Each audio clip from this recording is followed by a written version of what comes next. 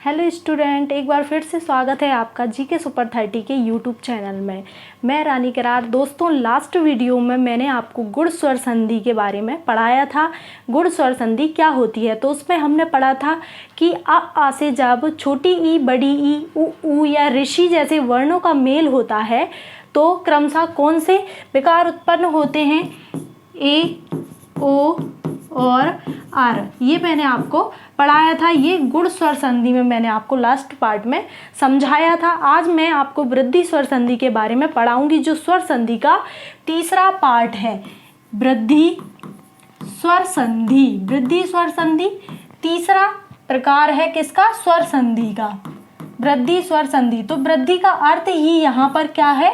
अधिक होना, यानी ज्यादा। ठीक है, तो वृद्धि में क्या आ जाएगा? मैंने आपको गुण स्वर संधि में क्या समझाया था कि छोटा आ और बड़ा आ से किनका मेल होगा? ई, उ और ऋषि, ये जो 5 वर्ण थे इनका मेल हुआ था गुण स्वर संधि में। और यही हमारे क्या होते हैं? स्वर होते हैं। और कौन कौन से स्वर होते हैं? ए, आई, ओ और आउ, यहाँ तक होते हैं स्वर। 11 पढ़ाई थी वर्णमाला में मैंने आपको स्वर। तो इतने तो मैंने आपको गुण स्वर संधि में कल नेक्स्ट लास्ट जो पार्ट पर समझाया था उसमें मैंने आपको पढ़ाए थे। लेकिन अब आज हम वृद्धि स्वर संधि पढ़ेंगे। तो आपका ये जानना जरूरी है कि वृद्धि स्वर संधि में कौन कौन से वर्ण या विकार उत्पन्न होते हैं। जब छोटा आ और बड़ा आ से कोई भी वर्ण मेल करेगा वृद्धि स्वर संधि में तो कौन सा विकार उत्पन्न होगा, ये हम परिभाषा के द्वारा समझेंगे। तो अभी इतना आपको समझ आ गया होगा। अब परिभाषा इसकी क्या है? वृद्धि स्वर संधि, वृद्धि का अर्थ ही होता है अधिक होना या ज्यादा होना। ठीक है, तो इसकी परिभाषा से आप समझिए। यदि आ यानी छोटा आ और बड़ा आ से कोई अन्य वर्ण मेल करता है, आ से ए, आई, ओ और औ जैसे वर्ण, ठीक है, ये चारों जो वर्ण हैं ए, आई, ओ और औ, ये चारों वर्ण यदि आ से क्या करते हैं? मेल करते हैं, यानी परस्पर जब मिलते हैं, ठीक है, इतना याद रखना है, मेल करते हैं तो क्रमशः कौन से विकार उत्पन्न होते हैं या कौन से वर्ण आते हैं? क्रमशः क्या हो जाएगा? आई और आउ, ये दो जो वर्ण होते हैं ये आपको वृद्धि संधि में याद रखना है। आई और आउ क्या होते हैं? विकार उत्पन्न होते हैं। क्या होते हैं? विकार उत्पन्न होते हैं। वही क्या होती है? वृद्धि स्वर संधि होती है। ठीक है, तो इतना आपको ये दोनों याद रखना है, आई और आउ। ठीक है, किन से मेल करेंगे? छोटा आ और बड़ा आ से जब ए, आई, ओ, औ ये चारों वर्ण मेल करते हैं तो क्या हो जाएगा? आई हो जाएगा या फिर औ हो जाएगा। ये दो वर्णों में परिवर्तित हो जाएंगे, ठीक है, बदल जाएंगे। तो विकार का अर्थ ही क्या समझाया था? परिवर्तन होता है। ठीक है, आगे समझते हैं हम। मैंने आपको बताया था कि एक आपको फॉर्मूला याद रखना है, वो चीज आपको हर संधि में याद रखनी है। क्या समझाया था? प्रथम शब्द का अंतिम वर्ण, प्रथम शब्द का अंतिम वर्ण। ठीक है, ये अब तक आप लोगों को याद हो चुका होगा। प्रथम शब्द का अंतिम वर्ण और द्वितीय शब्द का प्रथम वर्ण, द्वितीय शब्द का प्रथम वर्ण, ये याद हो गया होगा। ठीक है, इतना याद हो जाएगा। अब प्रथम शब्द का अंतिम वर्ण, तो अंतिम वर्ण ये रहेगा पहले शब्द का हमेशा, आ।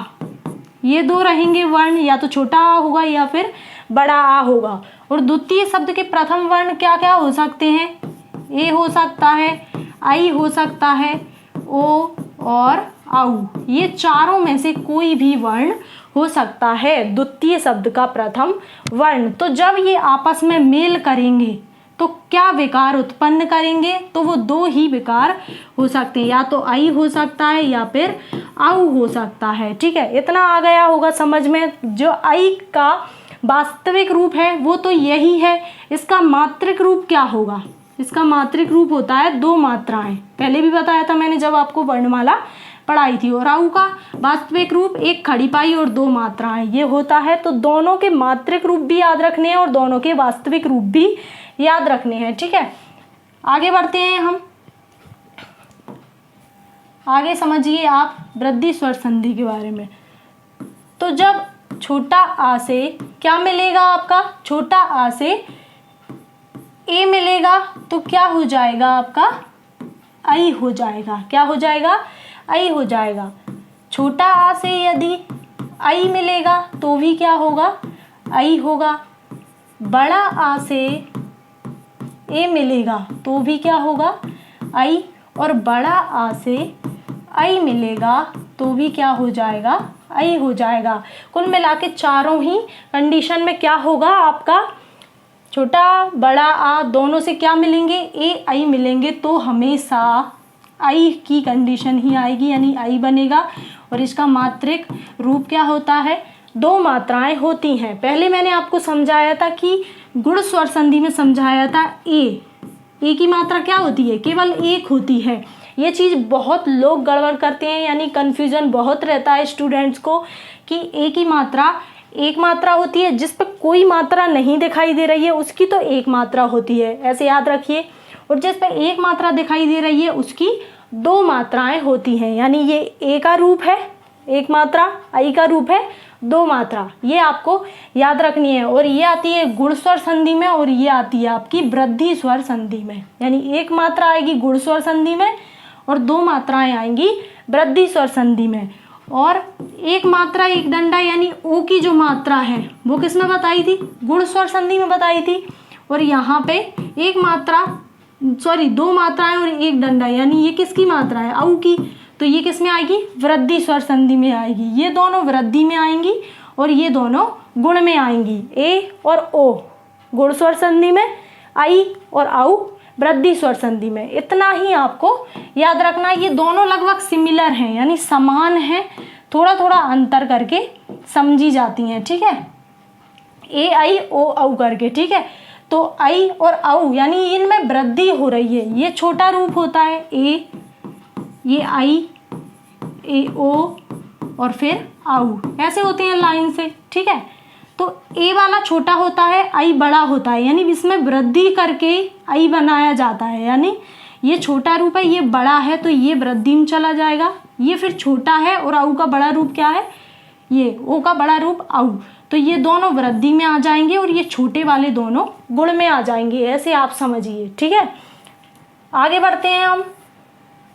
उदाहरण के तौर पे एक शब्द ले लेते हैं हम, उदाहरण के रूप में एक शब्द, जैसे मैंने आपको समझाने के लिया सदा धन एब, ठीक है। सदा धन एब का सही रूप आपको बताना है, सदा धन एब का सही रूप। तो प्रथम शब्द है ये और ये द्वितीय शब्द है, प्रथम शब्द और द्वितीय शब्द। तो क्या बताया था, प्रथम शब्द का अंतिम वर्ण, प्रथम का अंतिम वर्ण कौन सा है, दा। दा का दा में क्या लगा हुआ है, कौन सा स्वर शामिल है दा में, तो वही होगा। वर्ण विच्छेद करके देख लीजिए यदि आपको नहीं आता है समझ में कि किस प्रकार से हम इसका सही रूप लाएंगे, तो प्रथम शब्द का आप अंतिम वर्ण निकाल लीजिए, दा। दा में हलंत लगा के बड़ा आ की मात्रा है, ये किसकी मात्रा लगी हुई है, दा में बड़ा आ की मात्रा लगी हुई है, तो इसको अलग कर लिया हमने। तो यहाँ क्या बचा, सा बचा। अब इस प्रकार बचा, दा में से हमने बड़ा अलग किया तो हलंत लग गया। फिर इसके पश्चात ये प्रथम शब्द जो द्वितीय शब्द है उसका प्रथम वर्ण ले लिया ए और यहाँ पे बचा वाह, ठीक है। इस प्रकार से हमने इसको ले लिया। यदि इसको अलग करना चाहो तो इसको भी कर लो, वैसे जरूरी नहीं है क्योंकि हमें तो प्रथम वर्ण लेना है, ठीक है, द्वितीय शब्द का। तो यहाँ याद रखना है हमको, सदा यहाँ पे आ निकला है, यहाँ पे ए निकला है, यहाँ की चीज याद रखनी है। कहाँ पे विकार उत्पन्न होगा, यहाँ पे होगा। तो यहाँ से बड़ा लिया और यहाँ से ए लिया, तो कौन सा फॉर्मूला पे, कौन सी कंडीशन में जा रहा है, ये बड़ा आ और ए, यहाँ ये वाली कंडीशन में जा रहा है। कंडीशन कोई भी हो, चाहे छोटा ए छोटा आई, बड़ा ए बड़ा आई, कोई सी भी कंडीशन बने यहाँ पर तो हमेशा आई हो जाएगा वृद्धि स्वर संधि में, ये आपको याद रखना है। क्या हो गया यहाँ पर, आई होगा। तो व्यंजन के साथ हमेशा मात्राएं आती हैं, यानी मात्रिक रूप आता है, तो आई का मात्रिक रूप क्या है, दो मात्राएं हैं। ठीक है। तो जब हम सदैव को मिक्स करके लिखेंगे यानी पूरा लिखेंगे तो क्या हो जाएगा इसका, सदा। दा में अब आ की मात्रा निकली थी हमारी, तो दा में जब आ की मात्रा और ए दोनों मेल करते हैं तो क्या आता है, आई बनता है। और आई की मात्राएं क्या होती हैं, 2 होती हैं। तो सदा से दा में क्या आ जाएगा, दा के ऊपर ही ये मात्राएं आ जाएंगी और पीछे क्या बच जाएगा आपका, वा। ये हो जाएगा आपका सही रूप। सदा धन एव का सही अर्थ क्या हो जाएगा, सदैव। क्या आ गया आपका सही अर्थ, क्या निकला, सदैव।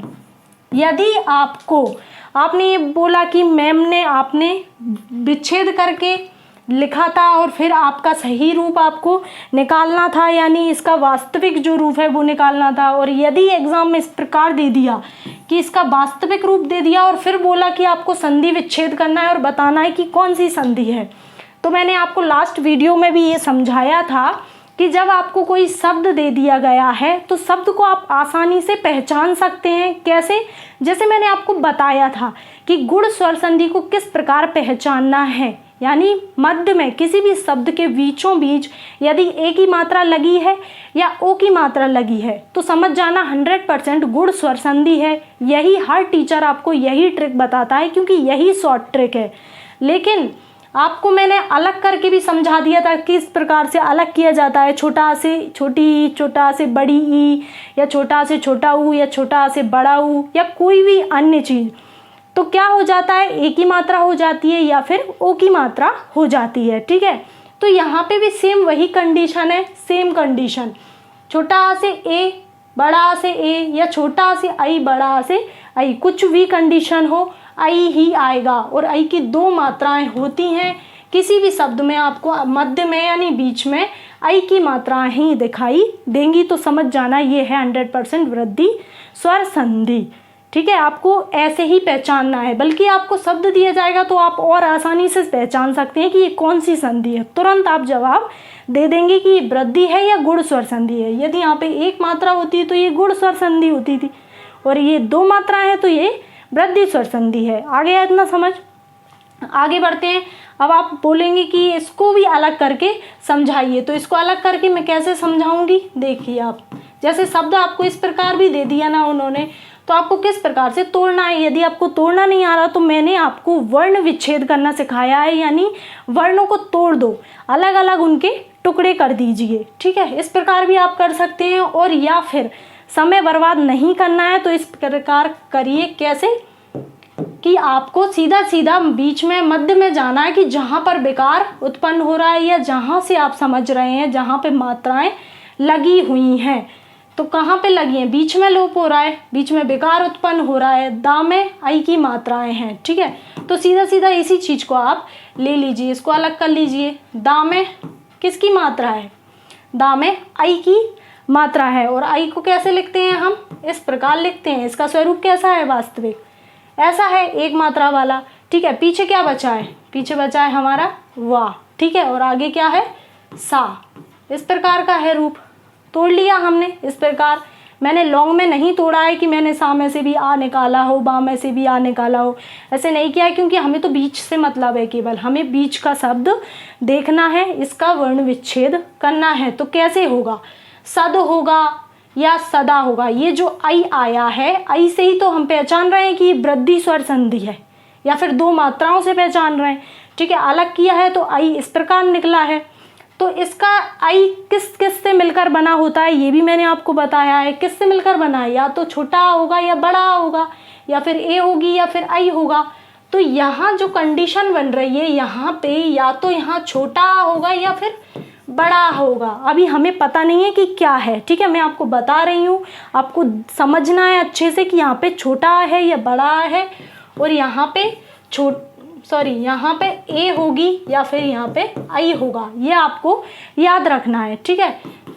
तो छोटा या बड़ा है कैसे समझेंगे, सद शब्द होगा, यानी इसमें छोटा शामिल होगा, या फिर यहाँ पर बड़ा शामिल होगा, ठीक है। यहाँ पे छोटा या बड़ा, और यहाँ पे पीछे एव होगा या फिर एव होगा, ठीक है। क्या होगा तो आप बता सकते हैं। आपको इतना तो समझ में आ ही गया होगा, काफ़ी टाइम से, मतलब लास्ट वीडियोस में भी इसी प्रकार से समझाया था। तो सद होगा, सदा होगा, यानी छोटा आ वाला होगा या बड़ा आ वाला होगा, यही कंडीशन ए होगी या आई होगा, ए होगी या फिर आई होगा। तो बताइए इन चारों में से क्या सही है, इन दोनों में से कौन सा सही है और इन दोनों में से कौन सा सही है। तो सद होता है या सदा होता है, एब होता है या ऐब होता है। तो यही पहचानना है। सार्थक शब्द निकालना बताया था मैंने आपको। सार्थक शब्द का अर्थ है एक सही अर्थ, जिसका कोई सही अर्थ हो। तो सदा होता है, सद नहीं होता है। सदा का अर्थ हमेशा, और ऐब, ऐब होता है या एब, एब हमेशा होना, ठीक है। ऐब यानी होना, सदा ऐब हमेशा जो होता है, यानी सदैव। सदैव का अर्थ क्या होता है, हमेशा, ठीक है। तो सदा सार्थक शब्द है और ऐब सार्थक शब्द है। तो यही इसका संधि विच्छेद है, सदा धन ऐब। आ गया इतना समझ में। यहाँ से निकला है बड़ा आ और यहाँ से निकला है ए। क्या निकला है, बड़ा आ और यहाँ से निकला है ए। इन दोनों को मिलाकर क्या बना है, आई बना है।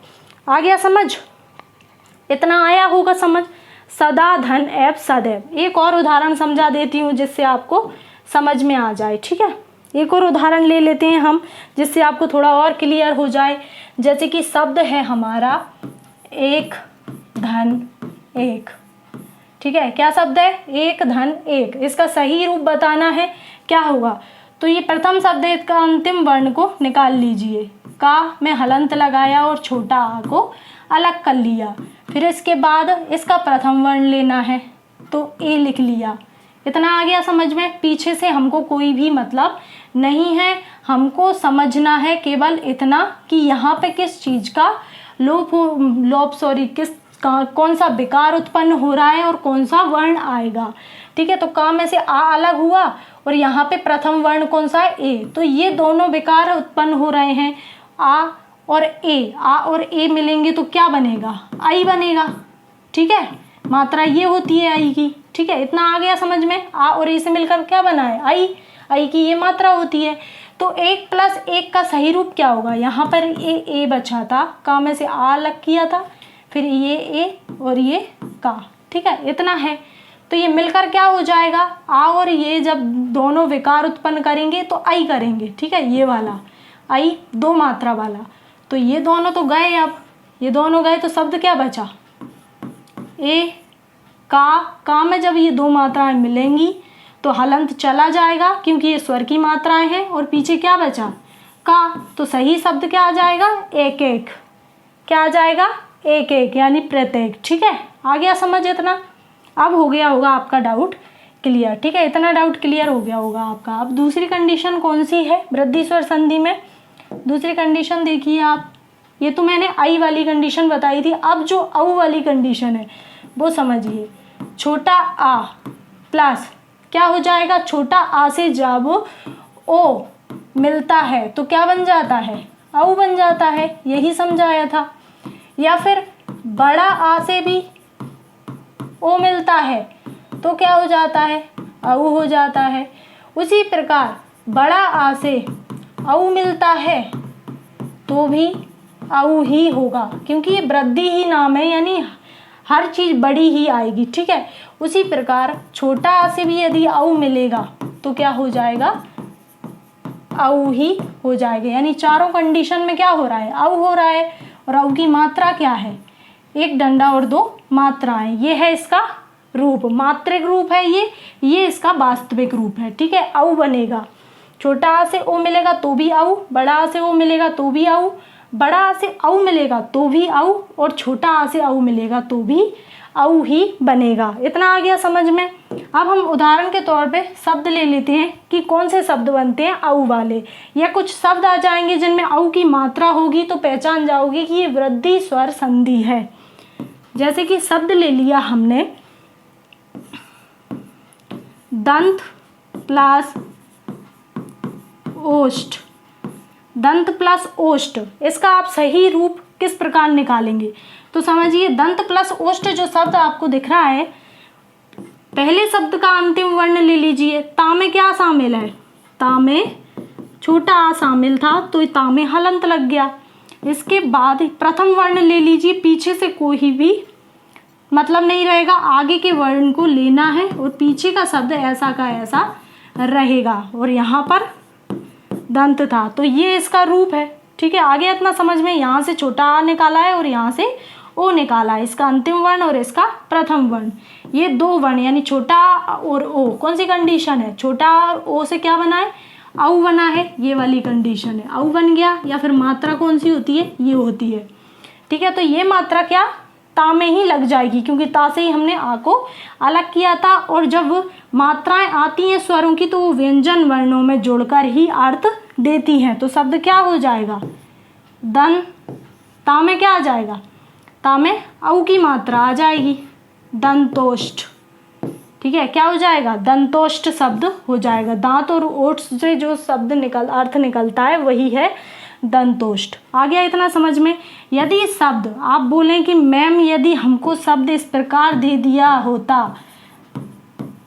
दंतोष्ठ, तो हम कैसे इसका संधि विच्छेद करते और कैसे पहचानते कि ये कौन सी संधि है।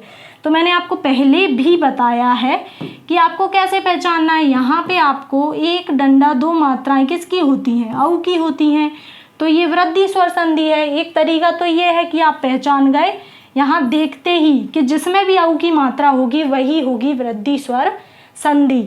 औ की मात्रा हो या आई की मात्रा हो, यानी दो मात्रा हो या फिर एक डंडा दो मात्राएं हो, कुल मिलाकर दो मात्राएं ही होंगी, तो वो होगी वृद्धि स्वर संधि। अब इसका विच्छेद करके देख लीजिए, यानी इनको तोड़ दीजिए। कैसे, वर्ण विच्छेद, जैसे मैंने आपको समझाया था। दंतोष्ठ कैसे तोड़ेंगे इसको, पहले बीच की चीज तोड़ दीजिए। जहाँ पे विकार, विकार कहाँ आ रहा है, यहाँ आ रहा है, ता के पास कहाँ आ रहा है, दो शब्दों के बीच में आता है विकार, यानी उन वर्णों के बीच में जो वर्ण मिलते हैं वहीं पे विकार उत्पन्न होता है, यानी परिवर्तन होता है। तो इसको जब हम तोड़ेंगे तो ता यहाँ आ जाएगा, ता में हलंत लग जाएगा और औ किसकी मात्रा है, ये औ अलग हो जाएगा। इस प्रकार इसका रूप दिखेगा हमको, ठीक है। ता में हलंत लग जाएगा और ये औ की मात्रा अलग होगी तो अपना वास्तविक रूप ले लेगी, ठीक है। और पीछे क्या आ जाएगा, शा और ठा, ऐसा कैसा रहेगा और आगे ये रहेगा। तो ये आपको ये इसका रूप दिखा है, ठीक है, दंत ओष्ठ।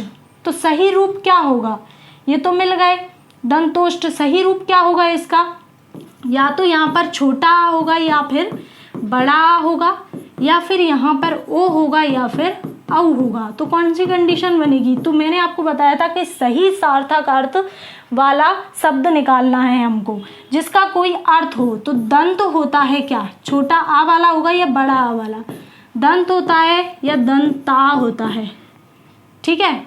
या फिर यहाँ पे ओष्ठ होता है या औष्ठ होता है, कौन सा सही शब्द होता है। इन दोनों में से सही बताना है और इन दोनों में से सही बताना है। तो बताइए कौन सा सही होता है, दंत होता है या दंता होता है। तो हमें पता है कि दांत यानी दंत होता है, तो यही सही रूप है, यानी छोटा आ वाला, ठीक है, दंत। और ओष्ठ और औष्ठ में से कौन सा सही है, ओष्ठ वाला सही है। तो दंत प्लस ओष्ठ यानी आ और ओ जब मिलते हैं, क्या बताया था मैंने आपको, छोटा आ और ओ, ठीक है, यानी छोटा आ प्लस ओ वाली कंडीशन बन रही है। यहाँ पे कौन सी कंडीशन बन रही है, छोटा आ प्लस ओ वाली। यहाँ पे भले आपको औ दिख रहा है, तो औ क्यों बना है, छोटा आ प्लस ओ से मिलकर ही तो बना है औ। आ रहा है आपको समझ में, जब हमने यहाँ पे अलग किया है तो छोटा आ और ओ वाली कंडीशन बन रही है, ना कि बड़ा आ वाली। बड़ा आ यदि लगा देंगे तो दंता हो जाएगा, दंता ओष्ठ, अजीब सा शब्द बनेगा, ठीक है, तो गलत हो जाएगा। दंत, सही सार्थक लेना है शब्द, क्या शब्द लेना है, दंत। दंत प्लस ओष्ठ होता है यानी ओठ, दंत प्लस ओष्ठ यानी यहाँ से निकला है छोटा आ और यहाँ से निकला है ओ, तब मिलकर बना है औ। और ये औ की मात्रा किस पे चढ़ जाएगी, यहाँ चढ़ जाएगी, तभी क्या बन जाएगा आपका सही शब्द दंतोष्ठ, ये बनेगा। इतना आ गया समझ में। अब तो आपको क्लियर हो ही गया होगा कि वृद्धि संधि क्या होती है, अब आपको समझ में आ गया होगा। इस प्रकार के कई प्रकार के शब्द आपको वृद्धि संधि में देखने को मिलेंगे। तो मैंने आपको आई वाली कंडीशन भी बता दी और औ वाली कंडीशन भी, दो ही कंडीशन वृद्धि संधि में होती हैं। आई होप आपको आसानी से समझ में आ गया होगा। हमारे वीडियोस को पूरा देखिएगा और अपने दोस्तों को भी ज़्यादा से ज़्यादा शेयर करिए ताकि उनको भी कुछ सीखने को मिले, ठीक है। तो हमारे चैनल को सब्सक्राइब भी कीजिएगा, लाइक भी करिएगा, ठीक है। आगे आने वाले वीडियोस में भी मैं और संधि के प्रकार आपको समझाऊंगी। तो इसी प्रकार हमारे वीडियोज़ पे बने रहिएगा, ठीक है। तब तक के लिए धन्यवाद।